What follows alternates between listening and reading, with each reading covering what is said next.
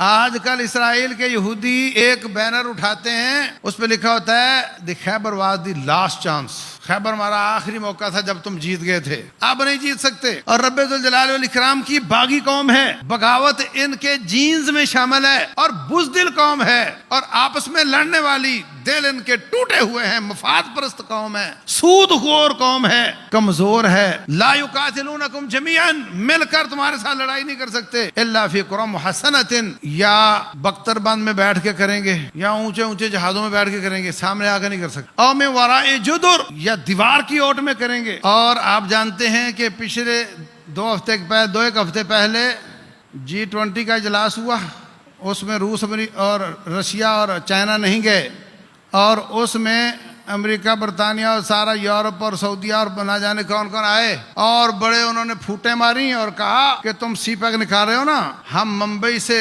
سعودیہ اور سعودیہ سے اسرائیل اور اسرائیل سے یورپ کی طرف سی پیک نکال رہے ہیں اپنا، تم وہ نکال رہے ہو۔ تو جب ہاتھ نہیں پہنچا نا، جب سازشیں ناکام ہوئیں تو کہا کہ ہم تمہارا مقابلہ پھر اس طرح کریں گے۔ تو 4-5 دنوں سے جو فلسطینیوں نے کارروائی ڈالی ہے، اللہ ان کی مدد فرمائے، وہ اسرائیل کے سر پہ تو لگی، وہ ہندوستان کے سر پر بھی لگی، وہ امریکہ کے سر پر بھی لگی۔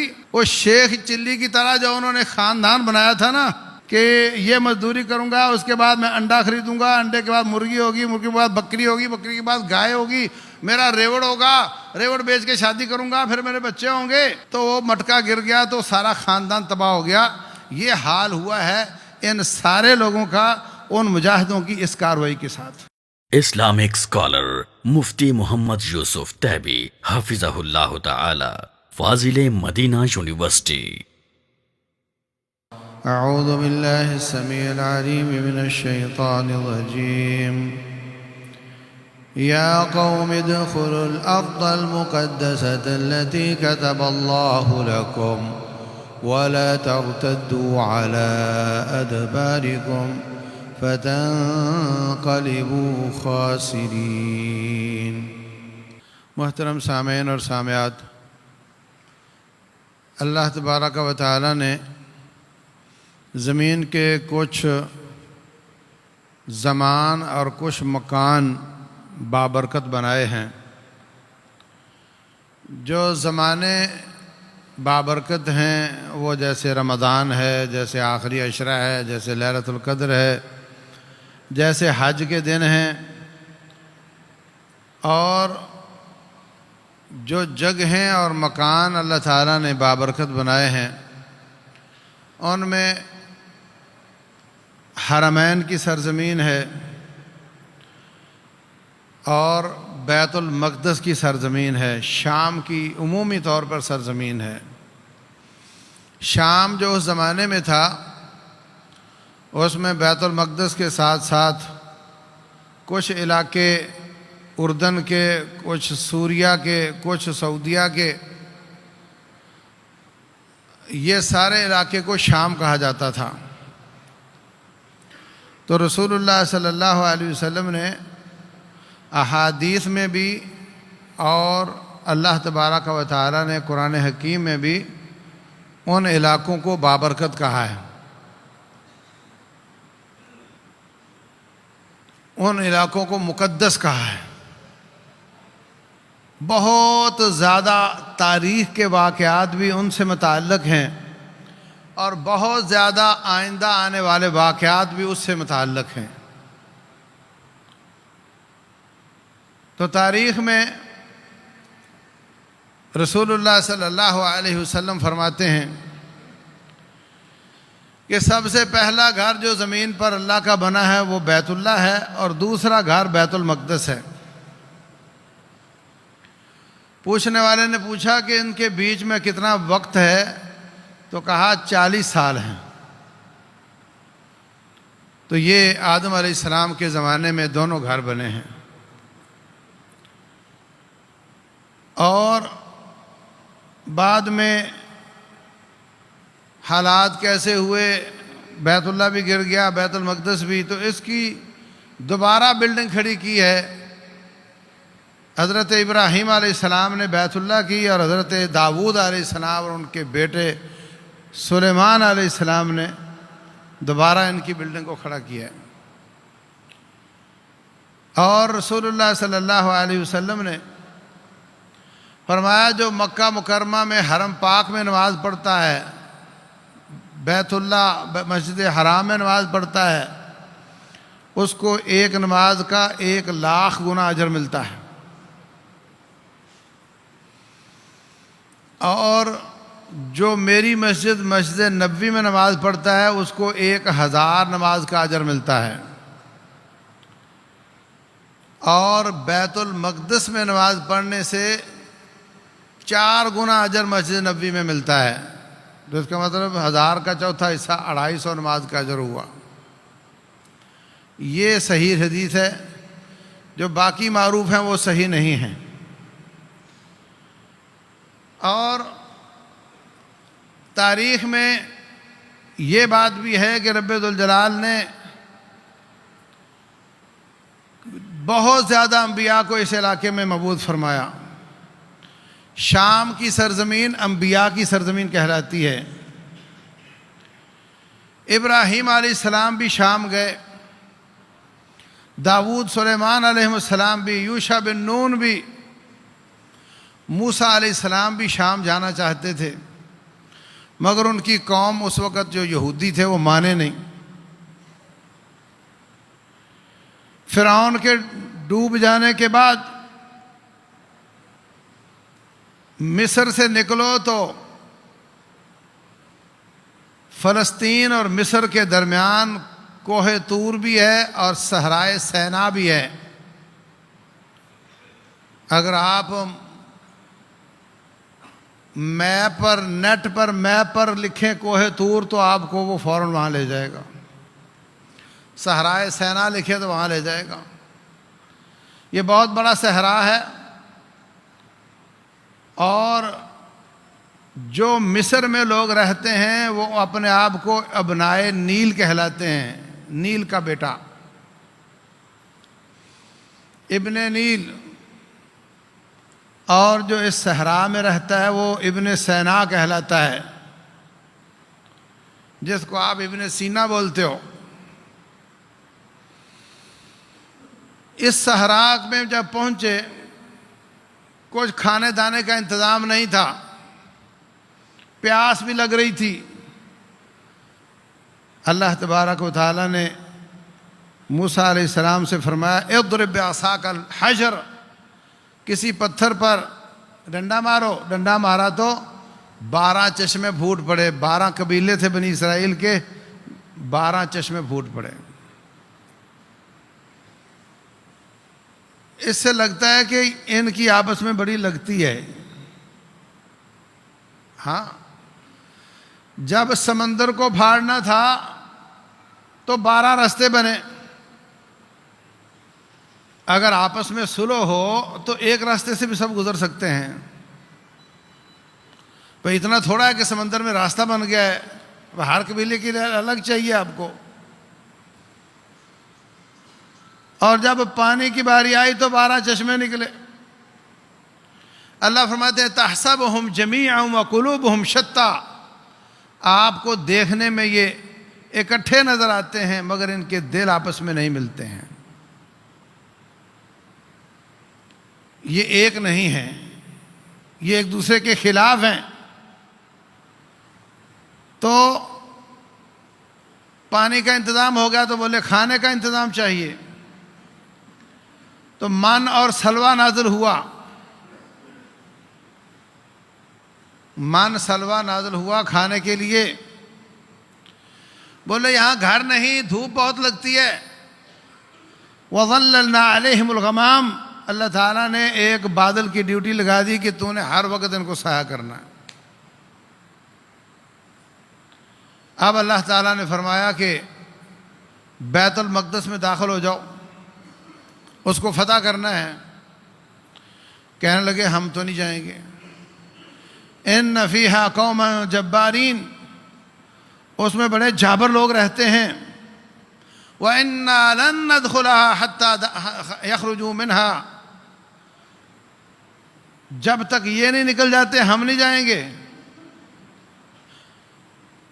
مَا دَامُوا فِيهَا، جب تک یہ لوگ اس میں ہیں ہم نہیں جائیں گے.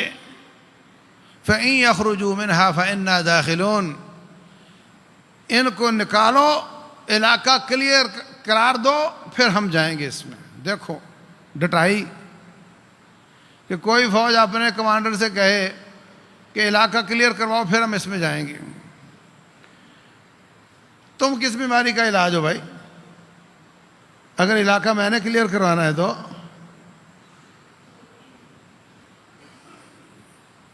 کہنے لگے اذهب انت وربك فقاتلا انا هاهنا قاعدون. ہم یہاں بیٹھ کر تماشا دیکھیں گے، آپ جاؤ اور آپ کا رب جائے اور دونوں جا کر لڑائی کرو، اور جب بیت المقدس کے باسیوں کو نکال چکو تو پھر بتا دینا، پھر ہم آئیں گے.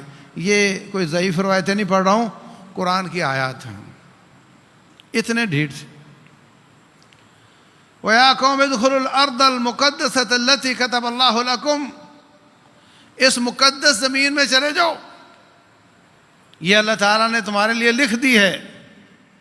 وَلَا تَرْتَدُّوا عَلَىٰ أَدْبَارِكُمْ. ایڑیوں کے بال مت پھرو. لیکن وہ ٹس سے مس نہیں ہوئے.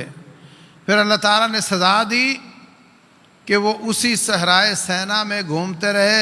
صحرا میں بندہ گم ہو جائے تو راستہ نہیں ملتا، ان کو راستہ نہیں ملا. رب نے ان کو راستہ دیا نہیں. سیدھے راستے پہ چلتے چلتے تھک جاتے اور کہتے شاید ہم غلط جا رہے ہیں، دوسری طرف چل پڑتے. پھر ادھر گھومتے چلتے چلتے تھک جاتے، بولے شاید ہم غلط جا رہے ہیں، ادھر جانا شروع ہو جاتے. سورج چڑھتا ہے، چاند چڑھتا ہے، ڈائریکشن کا پتہ چل جاتا ہے، لیکن اللہ تبارک و تعالیٰ نے ان کا دماغ معوف کر دیا. 40 سال وہاں گھومتے رہے. 40 سنہ یتیہون. 40 سال وہاں پہ گم رہے. جب خوب سزا بھگت لی، حضرت موسیٰ علیہ السلام بھی فوت ہو گئے، حضرت ہارون علیہ السلام بھی فوت ہو گئے. پھر ان کا ایک زمیل تھا یوشع بن نون، اللہ نے ان کو نبی بنایا. ان کی قیادت میں پھر انہوں نے وہاں پہ جانا شروع کیا تو اللہ تعالیٰ نے ان کو فتح عطا فرمائی. تو یہ لوگ آ کر کے بیت المقدس آباد ہو گئے. وہاں سے پھر ان کو پتہ چلا کہ کھجوروں والی سرزمین میں ایک نبی آ رہے ہیں. انہوں نے کہا کہ پھر ہمیں وہاں جانا چاہیے. مقصد طاعت اور فرما برداری کم، اور دنیا کی سرداری اور فتح اور نصرت اور بلے بلے یہ زیادہ، کہ اس نبی کے ذریعے اللہ تعالیٰ فتح دے گا تو ہم فتح یاب ہوں گے، غنیمتیں دے گا تو ہم غنیمتیں حاصل کریں گے. اللہ اکبر. حضرت صفیہ بنت حیی بن اخطب، ہماری ماں ام المومنین، خیبر کے موقع پر لڑائی میں ان کو پکڑ لیا گیا. پھر رسول اللہ صلی اللہ علیہ وسلم نے آزاد کر کے شادی کر لی. یہ حیی بن اخطب خیبر اور مدینے کے سارے یہودیوں کا سردار تھا.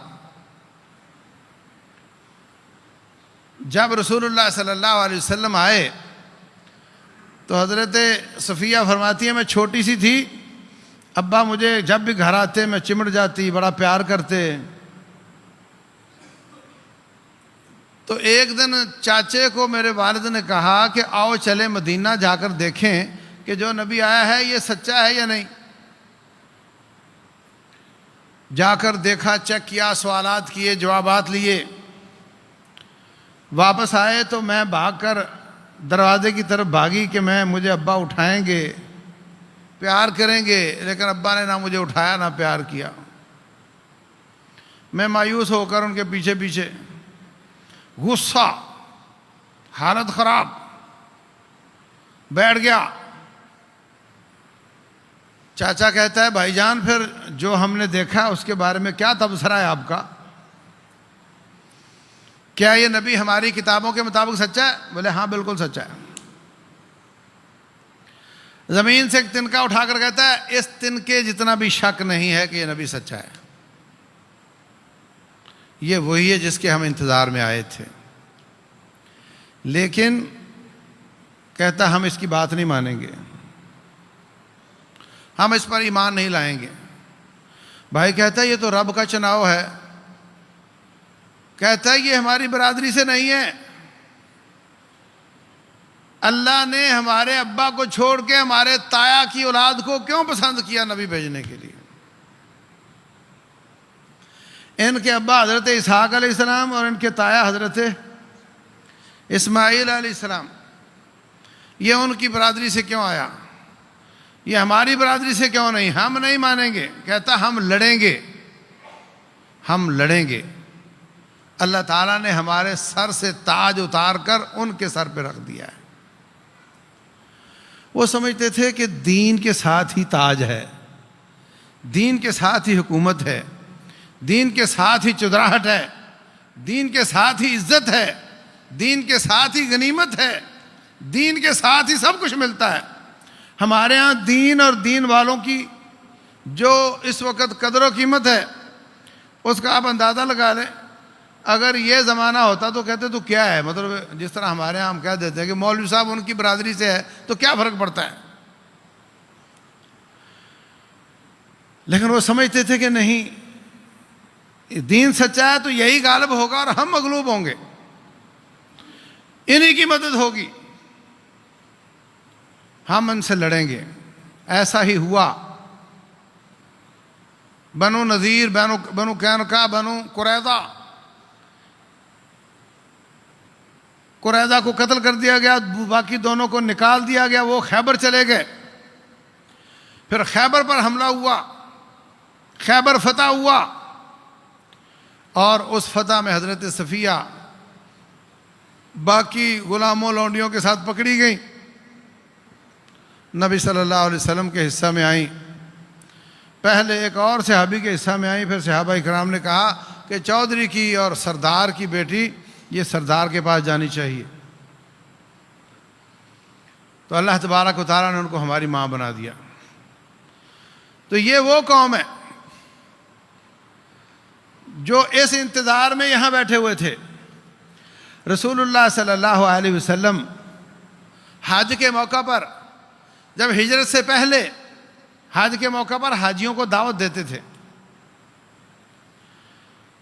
حاجی ٹکڑوں ٹکڑوں میں پہاڑیوں پر بیٹھے ہوتے، آپ جاتے، اسلام لیتے، حال حوال پوچھتے، ان کو دعوت دیتے کہ مجھے اللہ تعالیٰ نے نبی بنا کر بھیجا ہے۔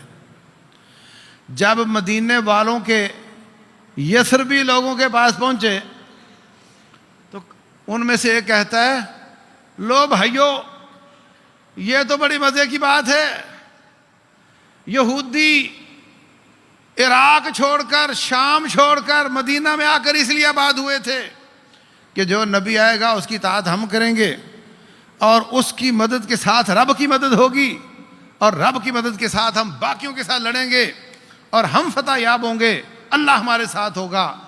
آج وہ نبی ان سے پہلے ہمیں مل گئے ہیں، اب ہم ان کی اطاعت کریں گے اور ہم ان کی مدد کے ساتھ ان یہودیوں کے ساتھ لڑیں گے اور اللہ ہمارے ساتھ ہوگا۔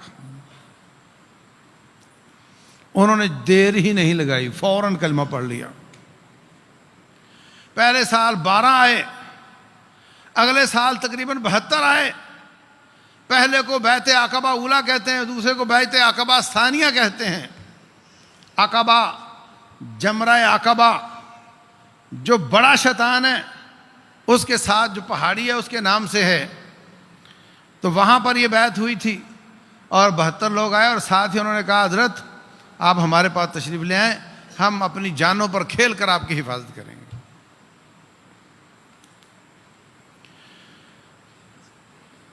تو یہ لمبی کہانی ہے، لمبی سیرت ہے۔ آتے ہی رسول اللہ صلی اللہ علیہ وسلم نے ان کو ایک معاہدے کی رسی میں باندھ لیا۔ لفظ یہ بولا کہ مدینہ پر حملہ ہو تو مدینہ والے مل کر دفاع کریں گے اور آپس میں نہیں لڑیں گے۔ دفاعی معاہدہ ہو گیا۔ اگر فرماتے مسلمانوں پہ حملہ ہوگا تو یہودی دفاع کریں گے، تو مانتے تھے وہ.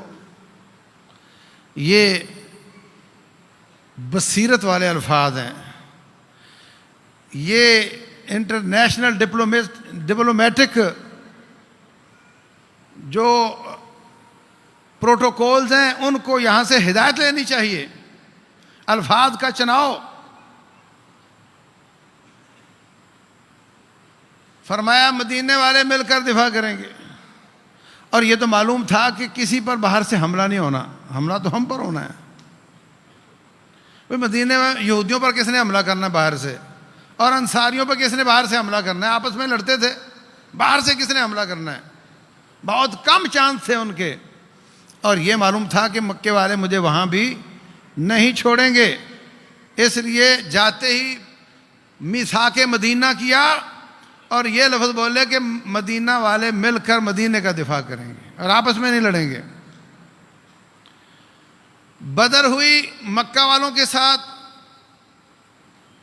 تو بنو قینقاع نے شرارت کی، ان کو وہاں سے نکال دیا.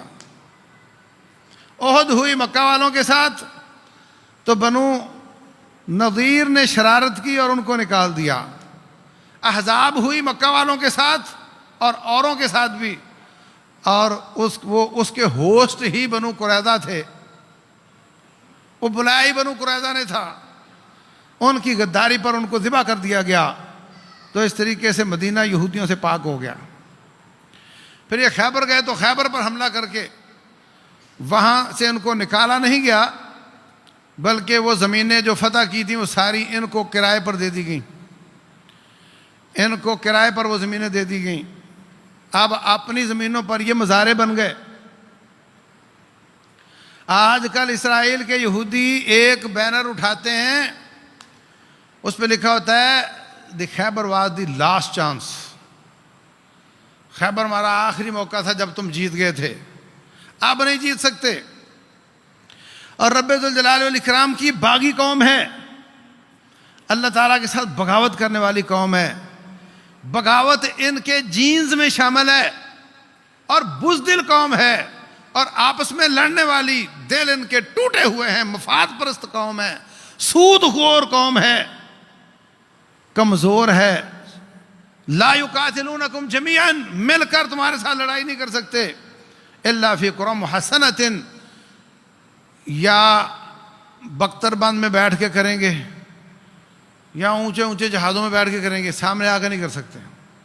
او من وراء جدر، یا دیوار کی اوٹ میں کریں گے، یہ سامنے آ کر آپ سے لڑ نہیں سکتے. اور سازشیں کریں گے، سود عام کر کے مسلمانوں کو رب سے لڑائیں گے. جب مسلمان سودی ہو جائیں گے، رب ان سے جنگ کرے گا، تو پھر یہ جنگ میں جیت جائیں گے، کیونکہ ان کے ساتھ رب نہیں ہوگا.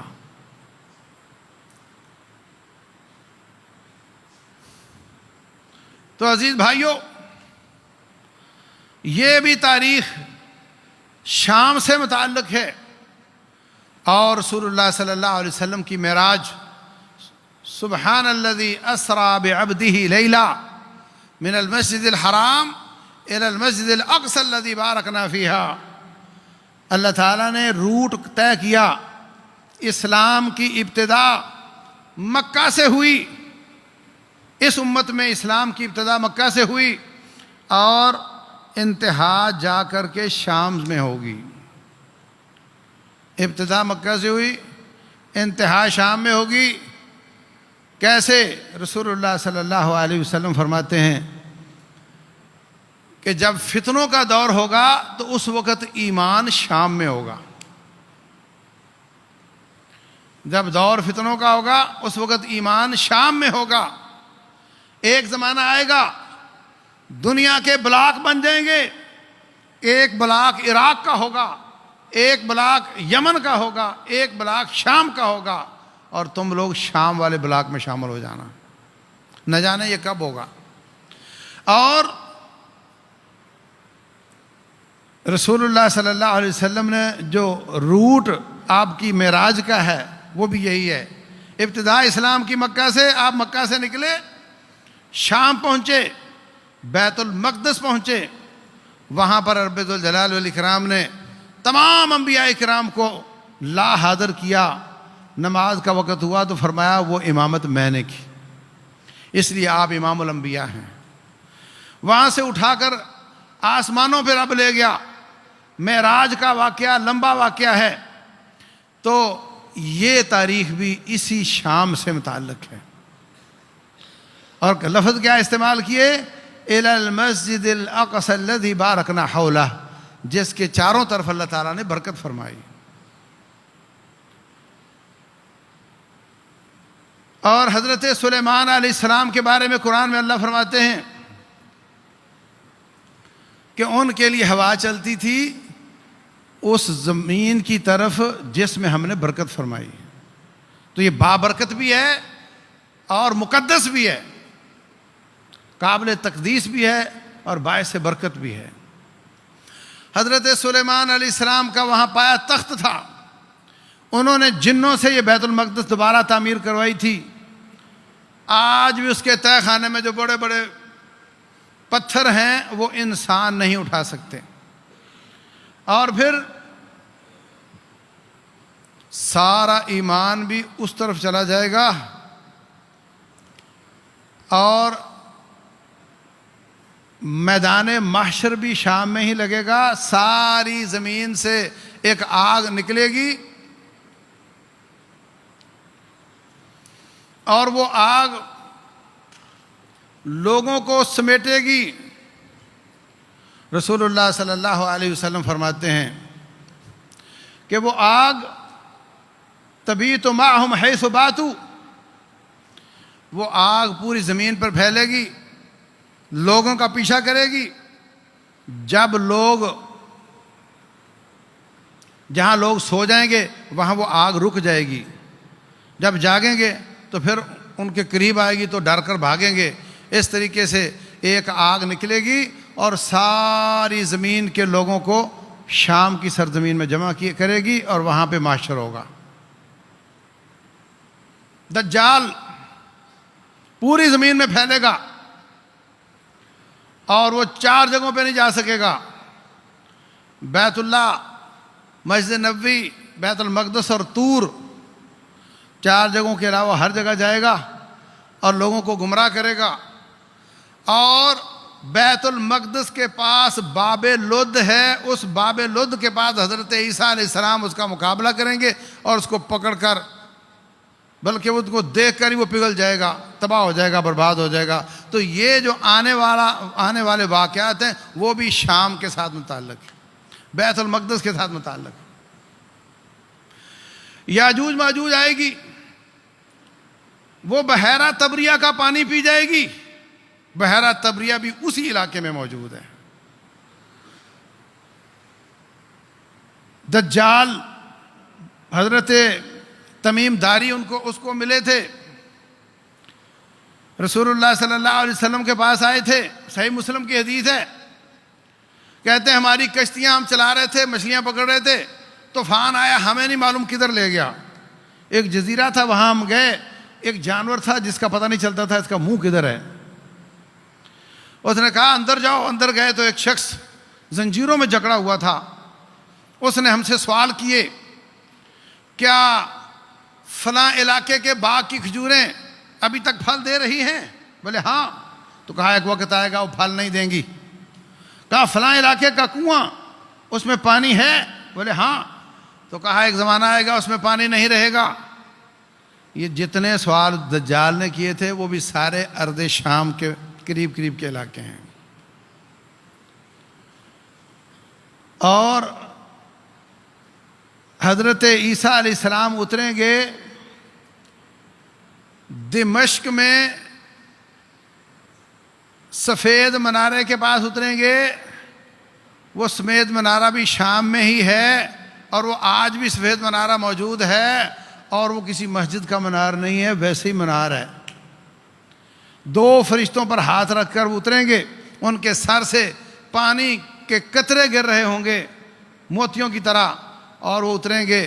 اور حضرت مہدی جو ہوں گے آ کر کے ان کو وہ ملیں گے، اور نماز کا وقت ہوگا. حضرت مہدی کہیں گے آپ نماز پڑھیں.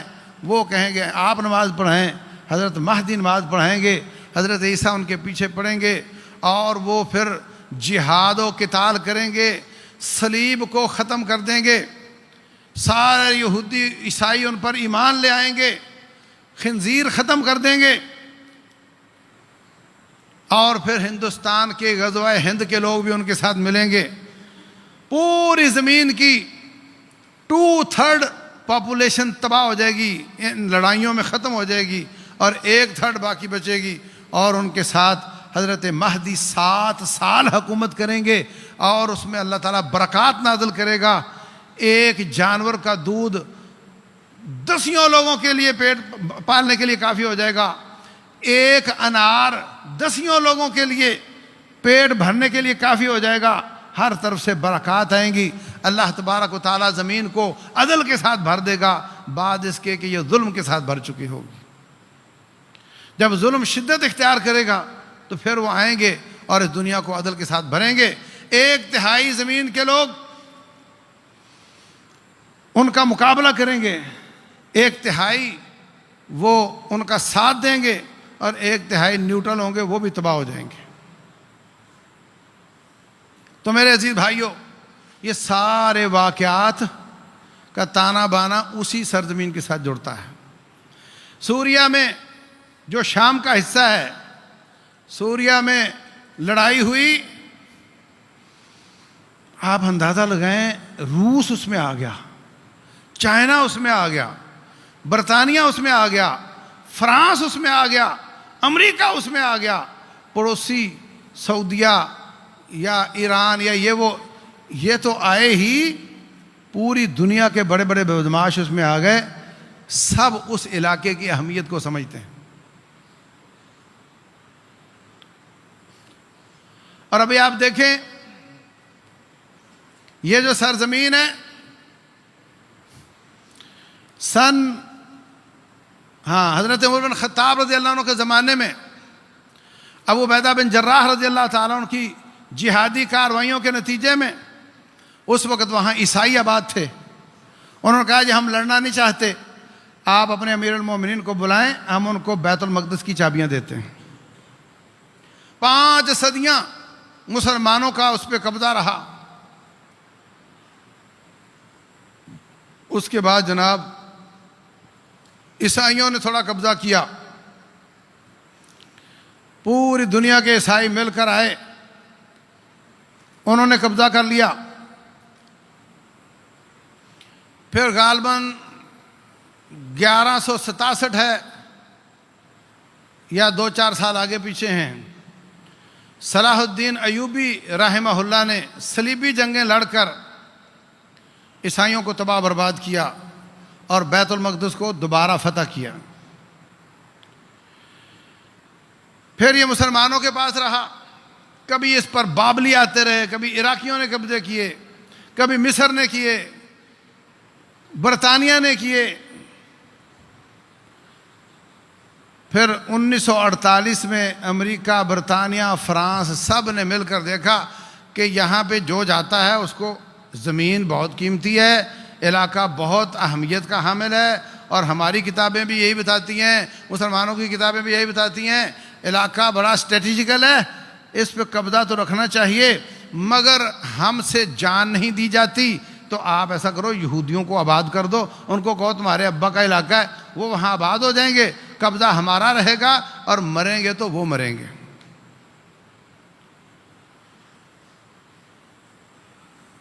سن 48 سے وہاں ان کو آباد کیا گیا، ان کی حکومت کو UN نے تسلیم کیا۔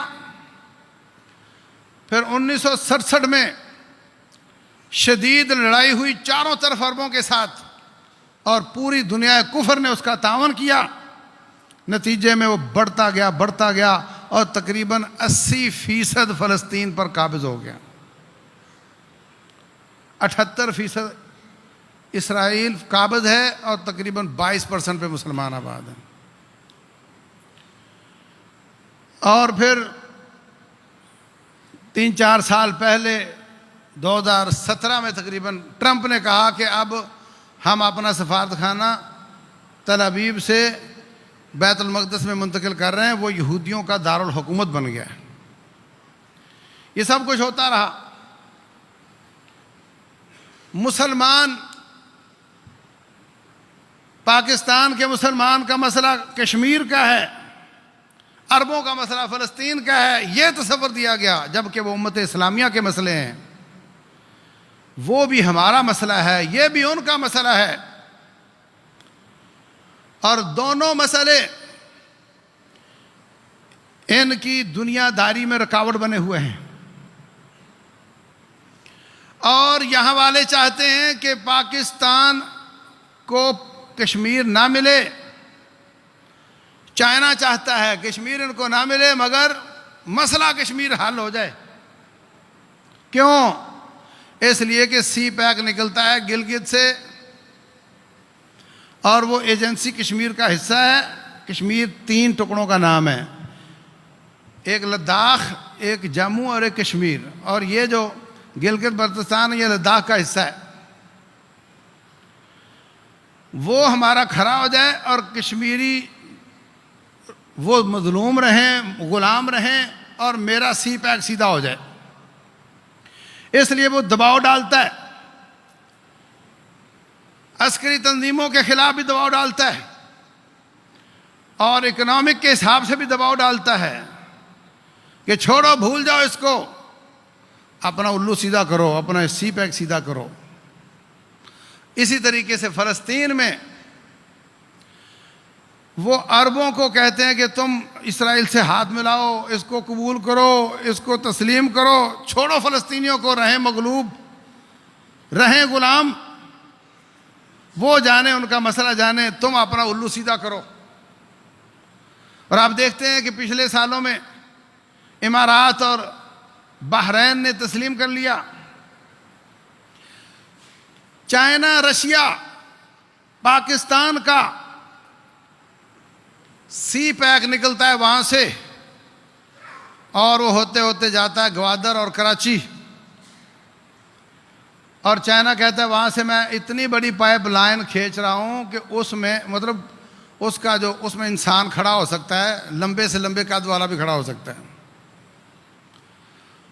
تیل میرا پائپ کے ذریعے آئے گا، بجائے اس کے کہ وہ ہانگ کانگ کی طرف سے اوپر سے گھوم کر 9 دنوں میں یہاں پہنچتا تھا، میں ڈائریکٹ یہاں پہنچ جاؤں گا، میری اکانومی بڑی اچھی ہو جائے گی، کرایہ پاکستان کو ملے گا، ان کی بھی اچھی ہو جائے گی۔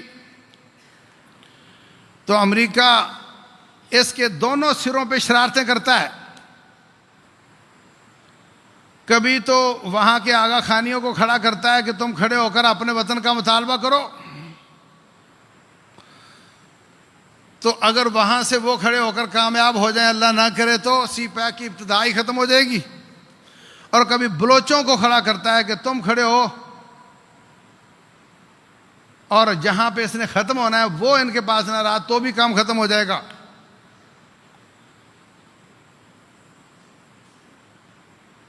جب زلزلہ آیا، ساتھی گئے، جا کر تعاون کیا، بلوچستان کی پہاڑیوں میں کمرے پہ وہ بورڈ لگایا کہ یہ یو ایس ایڈ کا دفتر ہے، اور اندر بیٹھے ہوتے تھے باغی، ان کے سارے سامان پڑے ہوئے ہوتے تھے۔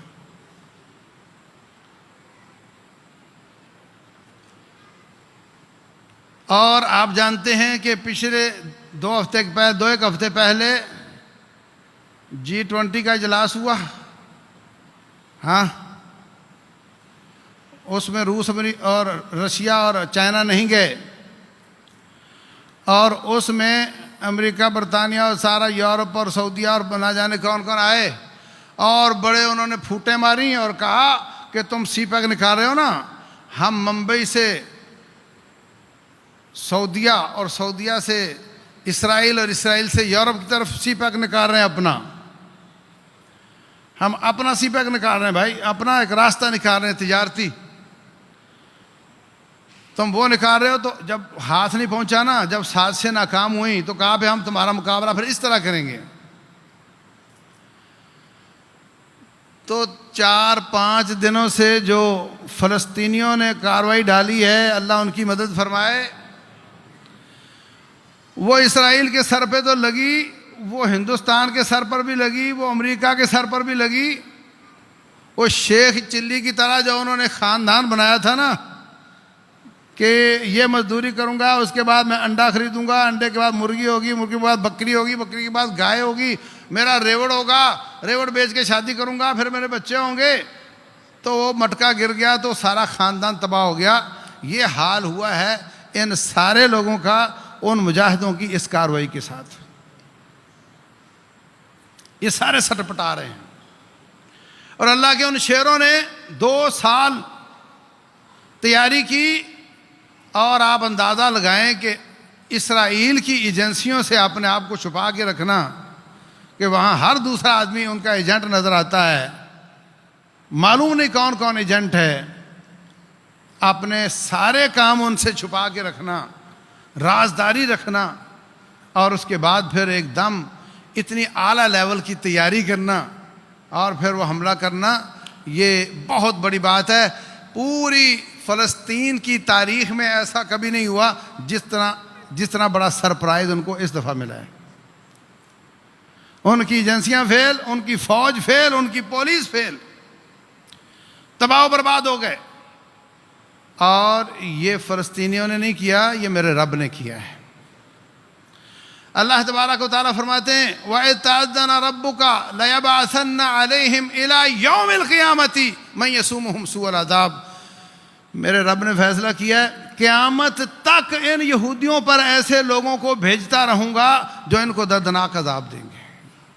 لفظ پہ غور کرو، قیامت تک ان پر ایسے بندے بھیجتا رہوں گا جو ان کو دردناک عذاب دیں گے، کبھی بخت نصر کی شکل میں، کبھی ہٹلر کی شکل میں، کبھی صلاح الدین کی شکل میں، کبھی عمر بن خطاب کی شکل میں، کبھی محمد رسول اللہ کی شکل میں صلی اللہ علیہ وسلم، اور کبھی صلاح الدین کی شکل میں، اور اب ان مجاہدوں کی شکل میں۔ اور جو صورتحال بن رہی ہے، کچھ دنیا ان کے ساتھ مل رہی ہے، کچھ ان کے ساتھ، لگ رہا ہے کہ یہ کام بڑھے گا، اور اپنی خاطر جمع رکھو، اللہ تبارک و تعالیٰ ہو سکتا ہے آپ کو بھی ایسا موقع عطا فرمائے۔ کیا کر سکتے ہو اس کے لیے؟ کم از کم دعائیں کرو، نمازوں میں قنوت نازلہ پڑھو، واک شروع کر دو، جم جانا شروع کر دو۔ یہ کام تو پاسبل ہے نا؟ اپنے آپ کو تولو کہ اگر مجھے حکمران کہتا ہے نکلو تو کیا میں نکل سکتا ہوں؟ میرا سانس تو نہیں پھولتا؟ میں کیا کر سکتا ہوں اس میں؟ اپنے آپ کو تیار کرو ایسی قوم کے لیے جن کا بچہ بچہ عسکری تربیت لیتا ہے، جن کی عورتیں بھی عسکری تربیت لیتی ہیں۔ جھوٹ بولتا ہے کہ عوام کو مارا ہے فلسطینیوں نے، ان کے ہاں عوام کا تصور ہی نہیں ہے، ان کی عوام بھی فوجی ہے، ان کا فوجی بھی فوجی ہے۔ ہر شخص، کوئی ایک اسرائیلی ایسا نہیں ہوگا جس نے 2-3 سال کی عسکری تربیت نہ لی ہو اور 1.5 عسکریت میں گزارا نہ۔ اس قوم کے لیے تیار ہونا ہے آپ کو۔ اور رب ذوالجلال جس طرح پہلے قادر مطلق تھا آج بھی ہے، اور یہ رب ہے، وہ کروایا کرتا ہے اس طرح کے کام، اور جب چاہے وہ ماحول بنا سکتا ہے، مشکل کام نہیں ہے اس کے لیے۔ آپ اس کو دور نہ سمجھو۔ اللہ تبارک و تعالی ہمیں زندہ رکھے تو ایمان پر رکھے، زندہ رکھے تو نیکیوں پر رکھے، اور جب بھی موت آئے، شہادت کی موت آئے، رب ذوالجلال مسلمانوں کی مدد فرمائے، رب ذوالجلال کافروں کو نیست و نابود کرے، تباہ و برباد کرے۔ واللہ اعلم، وصلی اللہ وسلم وبارک علی نبینا محمد۔